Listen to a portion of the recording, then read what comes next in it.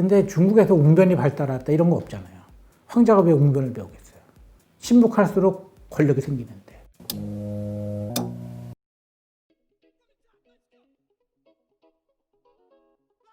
중국 드라마나 영화를 보면요. 예를 들면 장안이 쫙 나온 다음에 높은 막루가 있어요. 그 다음에 궁궐이 높게 솟아 있거든요. 그 다음에 이제 그거를 이렇게 전경을 보여주는데 우리가 갖는 느낌은 평화롭다. 그러니까 굉장히 그 태평성대를 누리고 있었구나 이렇게 생각하기 쉬운데요. 근데 여기도 주목을 해야 될 것은 뭐냐면요. 왕궁이 거기 솟아 있다는 거예요. 그리고 막루가 높게 있고.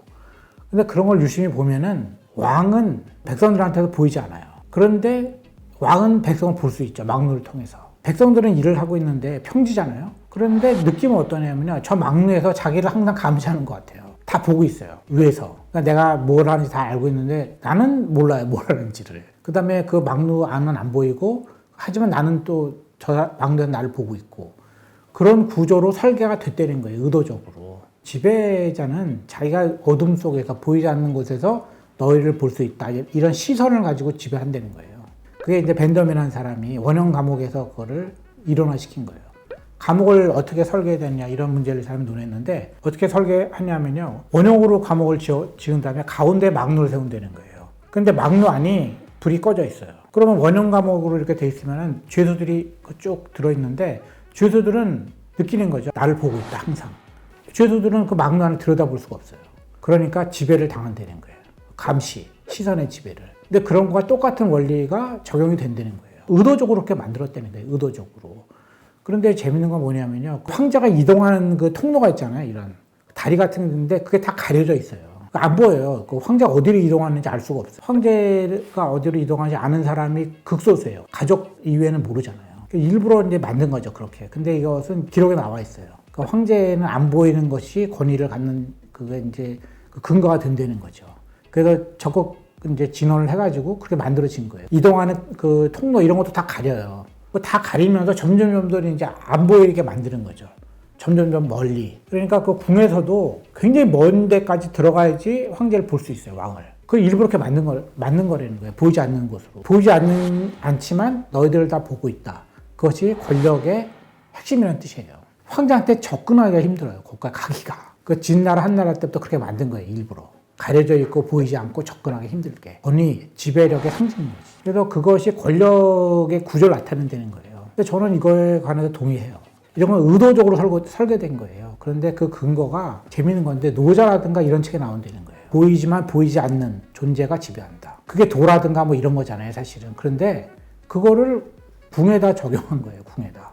그러면 어떻게 되냐면 보이지만 보이지 않아요. 바깥에서 궁이 보이는데 권력자의 모습은 보이지 않죠. 그다음에 권력자가 이동하는 것도 다 가려져 있어요. 근데 이런 것은 신하들이 그렇게 만들어야 된다고 간언을 해서 만들어진 거예요. 처음부터 그랬던 것이 아니라. 그리고 점점 권력이 보이지 않는 곳으로 들어가요. 그게 이제 우리가 흔히 말하는 구중궁궐이죠. 권력자 한 사람한테 모든 권력이 집중돼요. 보이지 않기 때문에.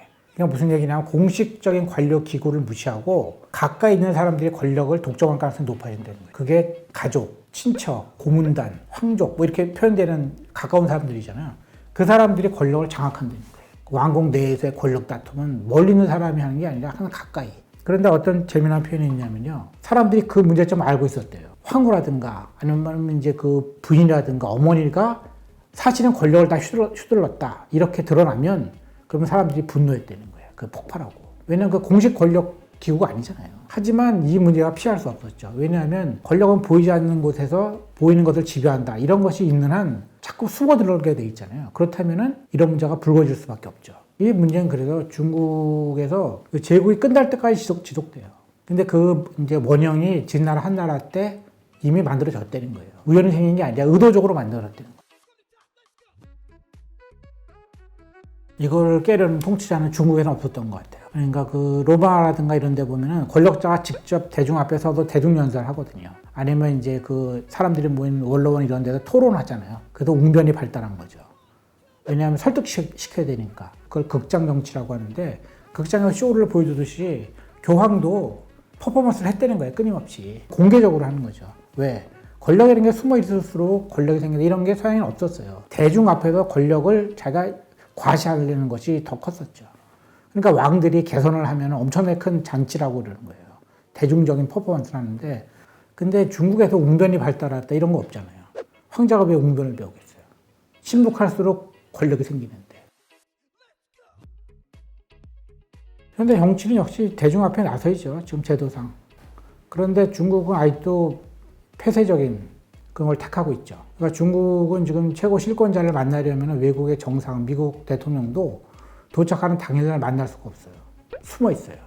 그래서 2, 3일 지나야지 만날 수 있어요. 먼 거예요. 자금성의 거리만큼. 그것이 권위의 상징이라고 믿어요. 근데 그 요즘 시대에 맞겠어요, 그게. 바로바로 만나고 바로바로 비즈니스를 얘기해야 되겠죠. 지금 뭐 숨어 있다가 권위가 생기는 시대가 아니잖아요, 지금은. 트럼프는 너무 말을 많이 하잖아요. 그게 서양의 기본적인 태도죠. 왜냐하면 서양이라는 건 이제 설득의 정치니까 대중 앞에서 누가 많이 대중을 설득하느냐의 싸움이잖아요. 그게 의회고. 우리가 볼 때 많이 한다고 볼 수 있지만 원래 기본적으로 극장 국가예요. 퍼포먼스를 하는. 뭐 크게 이상한 것 같진 않아요. 아마 케네디나 이런 대통령도 SNS가 있었으면 열심히 하지 않았을까.